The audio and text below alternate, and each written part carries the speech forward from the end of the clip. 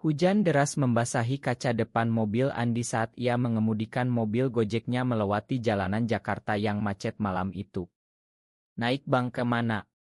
tanya Andi pada pria basah kuyup yang melambai di pinggir jalan Tanah Abang, tak tahu bahwa pertemuan singkat ini akan membawa warisan yang mengguncang seluruh hidupnya sebagai pria yang selama ini menyembunyikan siapa dirinya sebenarnya.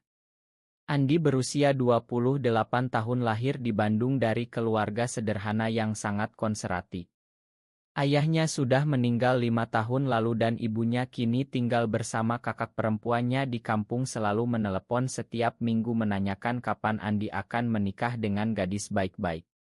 "Kamu sudah tua Andi, jangan bikin malu keluarga," kata ibunya kemarin malam. Andi hanya bisa tersenyum pahit sambil memegang ponsel di kamar kos kecilnya di pinggir Jakarta. Ia tahu dirinya gay sejak remaja, tapi di Indonesia seperti ini mengakui itu sama saja dengan mengundang bencana.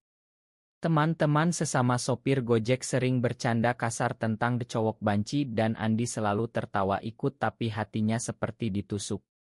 Malam ini hujan deras membuat orderan sepi, tapi aplikasi tiba-tiba berdering.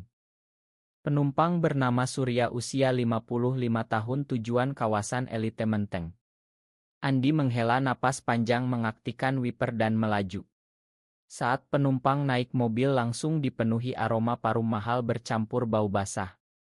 "Terima kasih sudah cepat datang nak," kata Pak Surya, suaranya lembut tapi lelah. Andi mengangguk melalui kaca spion. "Tidak masalah Pak, malam ini memang hujan deras sekali." Perjalanan dimulai dalam diam, tapi Pak Surya tiba-tiba bertanya, "Kamu sudah lama jadi sopir Gojek ya?" Andi tersenyum kecil. "Sudah 3 tahun Pak, sebelumnya saya kerja kantoran tapi gaji kecil, jadi lebih enak begini bebas." Pak Surya mengangguk pelan, matanya menatap lampu-lampu kota yang kabur karena air hujan. "Bebas ya, kadang kebebasan itu mahal harganya nak." Andi merasa ada nada aneh dalam kata-kata itu, tapi ia diam saja. Di dalam hati ia memikirkan bagaimana ia harus pulang ke kosan sendirian lagi malam ini tanpa ada yang menunggu. Keluarganya tidak tahu bahwa setiap malam Andi sering menangis diam-diam karena merasa terjebak dalam tubuh yang tidak bisa ia akui sepenuhnya. Hujan semakin deras, jalanan semakin licin dan Andi fokus mengemudi, tapi obrolan mulai mengalir pelan.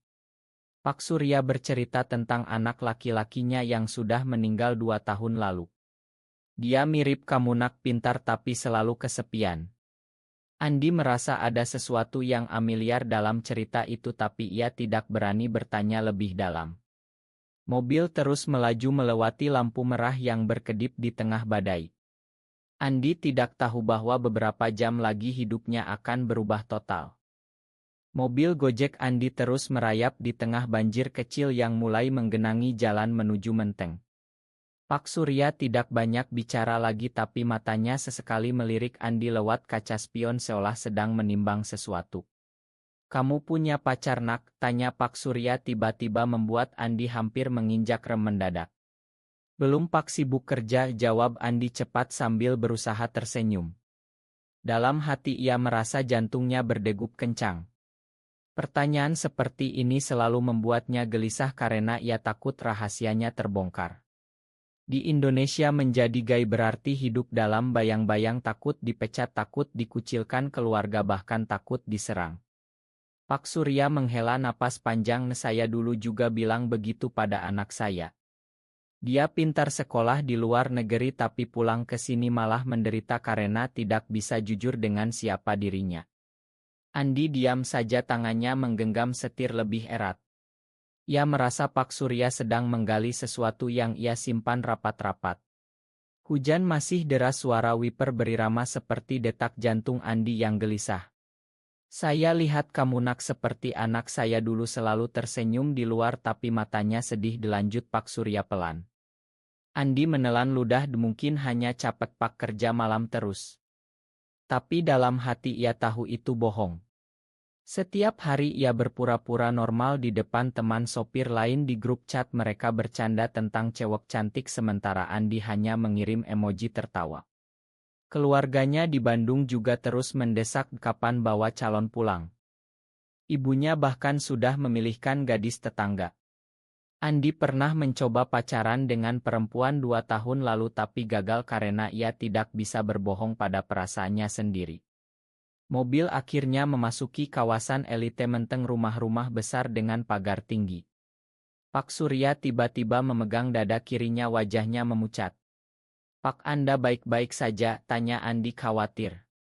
Pak Surya tersenyum lemah, hanya sedikit pegal, "Nak sudah tua.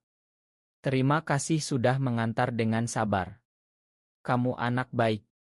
Andi membantu Pak Surya turun dari mobil, membawakan tas kecilnya sampai pintu gerbang. "Hati-hati Pak, hujan deras sekali."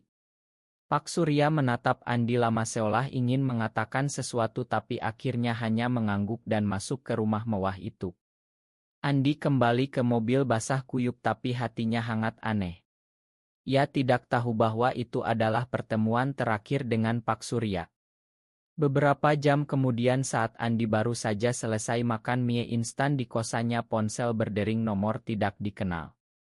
"Apakah ini Bapak Andi Pratama?" suara seorang wanita ormal. "Iya, saya sendiri. Saya pengacara almarhum Bapak Surya Wijaya. Bapak Surya meninggal 2 jam lalu karena serangan jantung. Beliau meninggalkan surat wasiat yang menyebut nama Anda sebagai ahli waris sebagian harta beliau.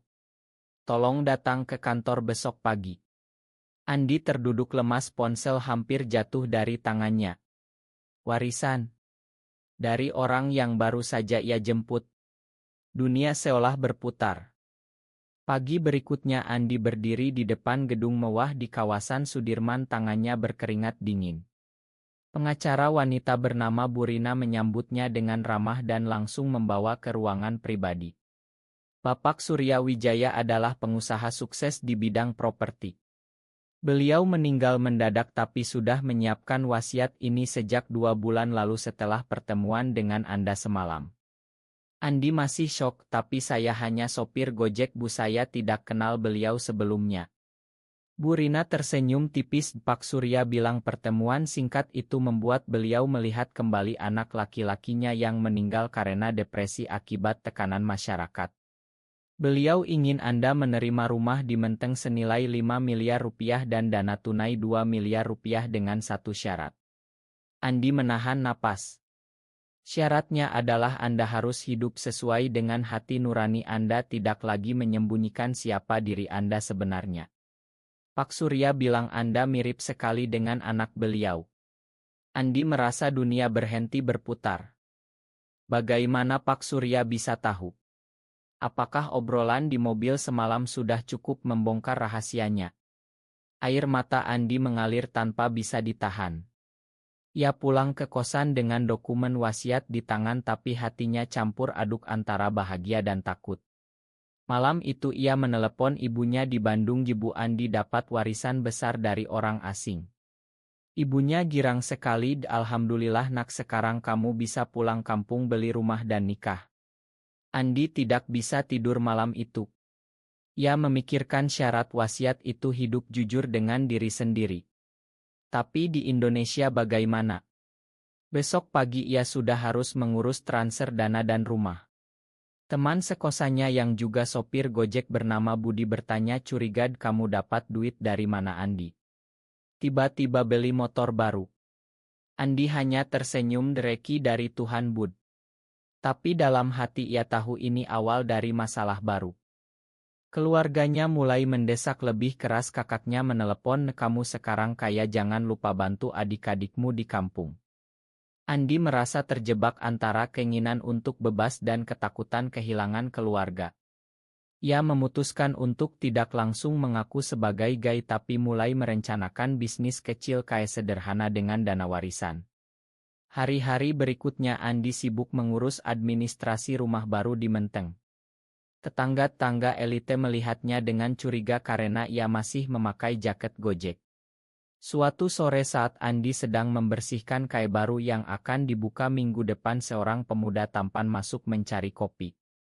Namanya Rian, desainer Grace, berusia 26 tahun. "Kai ini baru buka ya Bang?" tanya Rian ramah. Andi tersenyum untuk pertama kalinya dalam beberapa hari ia masih persiapan. Obrolan mereka mengalir mudah dan Andi merasa ada sesuatu yang berbeda pada Rian. Kai kecil Andi di pinggir menteng mulai ramai setelah dibuka 2 minggu kemudian. Warisan dari Pak Surya memberinya kebebasan yang selama ini ia impikan tapi juga membawa tekanan baru. Setiap hari ibunya menelepon, "Kapan kamu bawa calon ke rumah nak? Sekarang kamu sudah punya modal, jangan buang kesempatan." Andi hanya bisa mengelak, masih sibuk bu. Rian sering mampir ke Kai setelah kerja, ia membantu mendesain logo gratis dan mereka semakin dekat. Suatu malam setelah Kai tutup, Rian duduk di meja pojok. "Andi, aku lihat kamu selalu sedih. Ada yang mau diceritakan?" Andi ragu tapi akhirnya menceritakan sedikit tentang warisan dan syaratnya. Rian tersenyum lembut, "Aku mengerti. Aku juga seperti itu dulu tapi sekarang aku sudah terima diri sendiri." Andi merasa ada beban yang terangkat. Persahabatan mereka berkembang menjadi sesuatu yang lebih dalam tapi Andi masih takut. Teman lamanya Budi yang dulu sekos mulai curiga dan suatu hari ia melihat Andi dan Rian berpelukan singkat di belakang Kai. Budi langsung menyebarkan gosip di grup sopir Gojek, "Andi sekarang kaya tapi kayaknya dia bukan cowok normal." Gosip itu menyebar cepat sampai ke telinga kakak Andi di Bandung. Telepon dari ibu datang marah, "Kamu bikin malu keluarga Andi. Orang bilang kamu dekat dengan cowok. Pulang sekarang." Andi merasa dunia runtuh. Ia harus memilih antara kejujuran dan keluarga. Rian mendukungnya, "Kamu tidak sendiri Andi. Warisan itu bukan hanya uang tapi juga kesempatan untuk hidup bahagia." Andi memutuskan untuk datang ke Bandung menghadapi keluarga. Perjalanan pulang kampung penuh air mata. Ibunya menangis, "Kamu sakit nak. Bisa diobatikan." Andi hanya bisa memeluk ibunya sambil berkata, "Ini bukan penyakit bu, ini siapa aku." Kakaknya marah besar, "Kamu sudah kaya tapi masih bikin malu." Andi pulang ke Jakarta dengan hati hancur tapi juga lebih kuat. Ia mulai terbuka dengan Rian dan mereka menghabiskan waktu bersama di taman kota. Namun tekanan masyarakat tetap ada, tetangga Kai mulai bergosip dan pelanggan lama mulai jarang datang. Andi harus belajar menghadapi semua itu dengan kepala tegak. Hubungan Andi dan Rian semakin dalam tapi badai belum usai. Suatu hari Budi, mantan teman sekosan, datang ke Kai dengan wajah marah, "Kamu sudah berubah Andi. Dulu kita sama-sama susah, sekarang kamu kaya tapi malah jadi begini." Budi mengancam akan memberitahu seluruh komunitas sopir dan bahkan keluarga Andi di Bandung.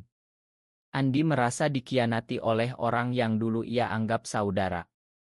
Malam itu ia menangis di pelukan Rian, "Aku takut kehilangan semuanya Rian." Rian memeluknya erat, "Kamu sudah punya aku dan Kai ini. Warisan Pak Surya memberi kamu kesempatan untuk bangkit." Andi memutuskan untuk tidak lagi bersembunyi. Ia posting cerita singkat di media sosial tentang perjuangan menjadi diri sendiri sebagai pria gay di Indonesia.